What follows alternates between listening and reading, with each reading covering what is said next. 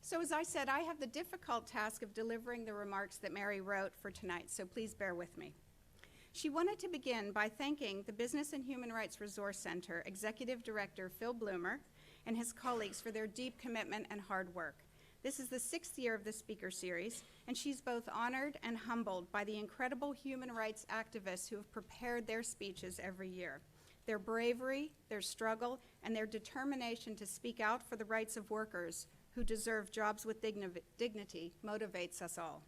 This is, after all, the purpose of the Mary Robinson Speaker Series, to provide a platform for advocates who have done sustained, effective work on human rights and business to generate informed debate on the issues of our time. The issue of our time that we're focusing on this evening is climate justice. It's a relatively new term for business.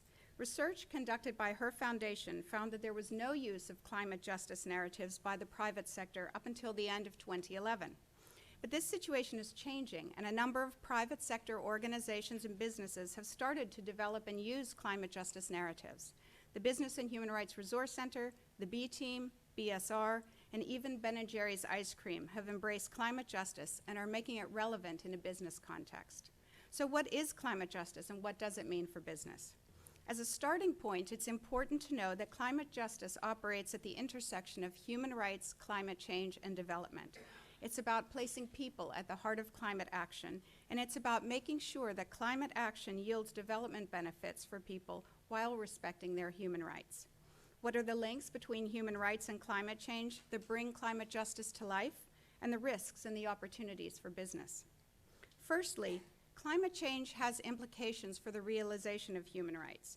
Whether it's the people of a developed country like Japan who have suffered loss of life, displacement, and loss of shelter due to the terrible floods there this month, or the people of Vanuatu who are trying to rebuild their lives after the devastation caused by Cyclone Pam, human rights are undermined by the impacts of climate change.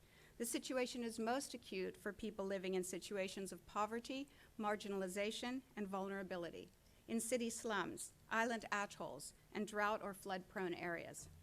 In the immediate aftermath of an extreme weather event, rights, ranging from the right to food, to health, to the right to water and shelter, are affected. In the longer term, the right to self-determination and cultural rights are at risk. The great injustice of this reality is that those who suffer the worst impacts of climate change have contributed least to the causes of the problem. The carbon footprint of families living in poor and vulnerable communities is almost negligible. They reap none of the benefits of the fossil fuel economy. Yet they are on the front lines of climate impacts and have the least capacity to cope. Most recently, Mary saw the negative effects of climate change on people's lives in Fiji. Like other small islands, it's vulnerable to the impacts of climate change, and in the part of the country she visited, the particular challenge is intense rainfall and flooding. As Mary wrote, I visited communities that lost everything during a devastating flood in 2012, when 4 hours of intense rain filled the gullies and washed villages and fields of crops away in its path. Aware that these events are only going to become more frequent and intense in a climate-affected world, the community is now more resilient. They have a simple early warning system that alerts people of rising water levels by a text message sent to their phone, a network of first responders led by women's groups, and a series of shelters on higher ground in which to seek refuge. The floods aren't going to go away, but lives can be saved with preparation and clever use of science and communication technology. What are the implications of this link between climate impacts and human rights for business? Business is as vulnerable to the impacts of climate change as people are. For example, the impacts of the prolonged drought in California are negatively affecting business, from agriculture and food processing to tourism and the energy sector. When business suffers, jobs are lost. In the agriculture sector alone, it's estimated that more than 17,000 seasonal and part-time jobs were lost in California in 2014 due to the drought.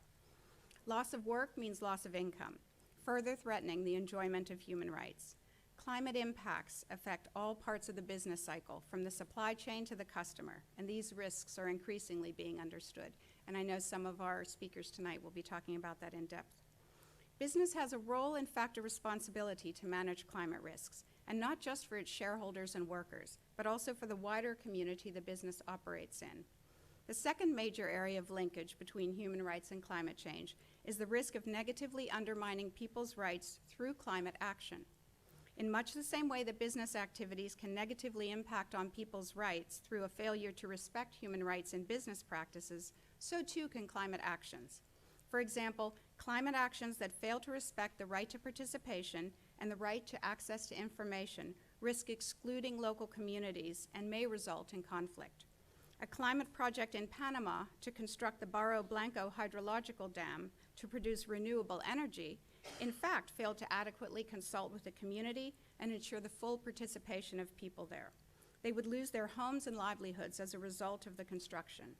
This led to conflict as indigenous peoples' rights to land and the natural resources of that area were undermined. Another example of the unintended impacts of a climate policy on human rights is biofuels. It's generally accepted that the diversion of corn production to enhanced fuel production was a significant contributor to global food price increases during 2007 and 2008. This led to heightened food insecurity with the worst effects on poor and vulnerable communities. For these reasons, it's better to integrate human rights into climate policy and action from the outset and minimize the risk of negative impacts and human rights abuses. The third area of linkage between human rights and climate change is a positive one, where the integration of human rights into climate change policies and actions can result in benefits for people as well as the planet. Climate change is not just science, after all. Climate change is caused by and affects all aspects of human life, from our food and energy supplies to our health and transportation. Climate change is a development issue, it's an economic and social issue, and as a result, climate action can and should make a positive contribution to human well-being. Responses to climate change, ranging from reductions in greenhouse gas emissions to measures to improve early warnings and adapt to climate risk, these can be more effective and transformative if they're informed by human rights. Some examples illustrate this point. In communities in Niger, where in recent years women have been able to access information about their land rights, they've been able to claim their rights. As a result, the women are not only better able to grow nutritious food for their families, they're also empowered to invest in strategies to adapt their crops and their farming practices to be more resilient to drought. In Costa Rica, the right to a healthy environment is enshrined in the Constitution and has shaped climate policies in sectors including agriculture and others. A mitigation program with livestock farmers reduces greenhouse gas emissions, but it also improves productivity. It increases farmers' incomes, the right to food and to clean water, and empowers the population as the driving force behind the program. UN Special Rapporteur on the Right to a Healthy Environment, Professor John Knox, has said that governments don't leave their human rights obligations behind when they walk through the door of the climate negotiations. Likewise, businesses do not forfeit their human rights obligations and duties when they enter the realm of climate action. A desire to save the planet cannot be divorced from the prerogative to respect rights. This is the central message of the papal encyclical Laudato Si. Pope Francis sees no distinction between the cry of the poor and the cry of the earth. If we deprive people of their rights, of their dignity, we can be sure that we're treating the earth, our common home, with a similar lack of respect. The UN Guiding Principles on Business and Human Rights, so ably guided by Professor John Ruggie, are a tool business can use to advance climate justice. The Protect, Respect, and Remedy framework underpinning the principles provides a basis for the integration of human rights into business, just as we seek now to integrate human rights into climate action. While governments shape climate policy, it is business, citizens, and local authorities who implement climate action. As a result, it is business as much as government that is at the front lines of integrating human rights into climate action.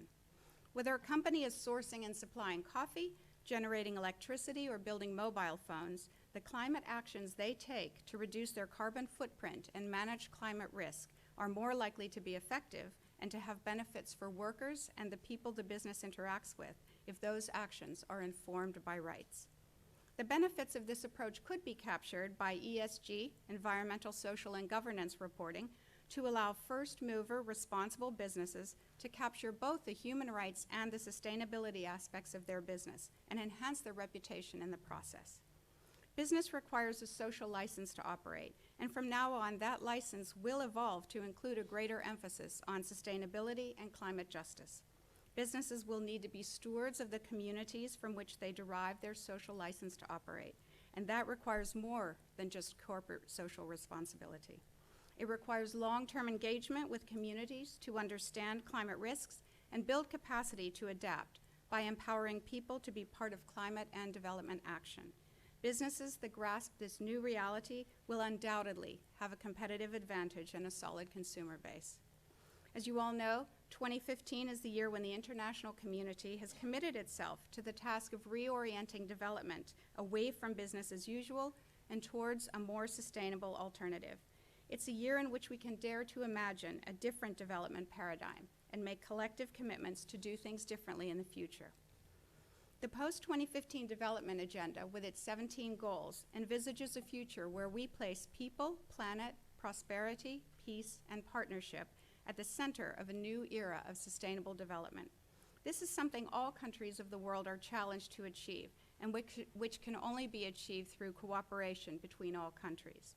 The SDGs are as much a challenge in the US as they are in Malawi, and for business as much as for government. We are all embarking on a new journey. The SDGs do not spell out for business how they should engage responsibly in their role as development partners, a role that for some may be new. So businesses big and small will need to be informed about their role and supported by each other and by governments to deliver their part of the global partnership for sustainable development. Attention to human rights can help businesses to be good, responsible, and effective partners in the new era of sustainable development. Mary Robinson sees this new era as one filled with hope. Hope that we can find a way to live with respect for our common home and with respect for all people equally. This is, after all, what was envisaged in 1948 when the UN Declaration on Human Rights, adopted in Paris, affirmed that all human beings are born free and equal in dignity and rights. The new climate agreement to be agreed in Paris this December will add legally binding commitments to reduce greenhouse gases and adapt to the impacts of climate change to the universal mandate enshrined in the SDGs, the focus of this week's summit at the UN. While the agreement emerging in Paris will not contain all the measures to hold warming below 2 degrees centigrade or 1.5 degrees centigrade above pre-industrial levels, it will signal a change in direction, the start of a new era when we learn to do without fossil fuels. This policy signal from the international level will in turn inform national policies, which we know from a recent survey of CEOs by the firm PwC to be the most significant factor driving climate action for business alongside greater public awareness. If we design the transition away from fossil fuels to renewable alternatives fairly, and we manage it well based on strong national policies, it can result in job creation, poverty eradication, decreased inequality, and greater well-being for all. The ILO has found that combining economic growth with environmental improvement can lead to net gains of up to 60 million jobs. Structural change can be steered to make economies at all levels of development stronger, more equitable, more sustainable, and more resilient. And the Lancet Commission on Climate Change demonstrates that actions to address climate change also benefit human health and well-being. This is a rare opportunity we have to shape a new beginning. If we're careful to inform this transition with the values we share, including human dignity, respect for human rights, gender equality, fairness, and solidarity, we can hand a better future over to our children and grandchildren, who by 2050 will share the world with about 9 billion others. After all, the same PwC survey of CEOs also found that what motivates 81% of them to personally direct their business to take action on climate change was a desire to protect the interests of future generations. The good news is that if we act now, we can hand a safer, more healthy, and sustainable planet to the next generation. Research conducted by the Mary Robinson Foundation found that it is possible to achieve zero carbon and zero poverty by 2050 if we take a climate justice approach. That's if the global response is fair, with all countries leading in the way appropriate to their national circumstance, and if all climate actions respect human rights. These findings apply equally to business. All must lead, and all must be part of the transition to a new era. Mary Robinson reflected that when she thinks back to previous speakers in this series and the human suffering and injustice they brought to our attention, from garment workers in Bangladesh to child workers in the Democratic Republic of Congo She was reminded that we need to learn from the past. We need to ensure that a new era of climate action does not tread on the rights of people in the effort to reduce emissions and safeguard the planet. The international policies that we're shaping this year give us a chance to shape a better world. Climate justice provides a framework, not just to think through the climate and sustainability action that a business can take to reduce risk and maximize opportunities, but also to empower and protect the communities that business relies on, to have a robust social license to operate. I'll end with a phrase that Mary chose from the encyclical of Pope Francis, Laudato Si. We must regain the conviction that we need one another, that we have a shared responsibility for others in the world, and that being good and decent are worth it. In business, being good and decent is not just about corporate marketing. It's about business being part of the change we want to see in the world. On behalf of Mary and the board members of the Business and Human Rights Resource Center, thank you for joining us here at Roosevelt House and through our live stream.